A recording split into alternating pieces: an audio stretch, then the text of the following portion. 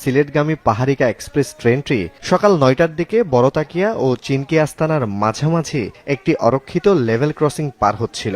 এ সময় বেপরোয়া বালুবাহী ট্রাক লাইনে উঠে পড়ে। ট্রেনের ধাক্কায় ট্রাকটি দুমড়ে মুচড়ে পাশে ছিটকে পড়ে। তবে দুর্ঘটনায় ট্রেনের কোনো যাত্রী হতাহত হননি। ট্রাক চালক লাফ দিয়ে নেমে পড়ায় প্রাণে বেঁচে যান।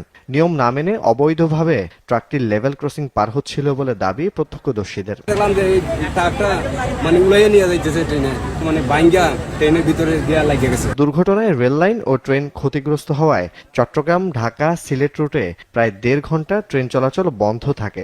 বেশ কয়েকটি ট্রেনের শিডিউল বিপর্যয়ের কারণে ভোগান্তিতে পড়েন যাত্রীরা। প্রায় ট্রেনেই ১ ঘন্টা বা তার চেয়ে বেশি সময় যাবত বিভিন্ন স্টেশনে, বিশেষ করে বিজয় এক্সপ্রেস, তারপরে বজ্রক এক্সপ্রেস, সোনার বাংলা এক্সপ্রেস, এই ৩টা ট্রেনেই তার স্বাভাবিকভাবে আসতে পারেনি, ডিটেল হয়েছে।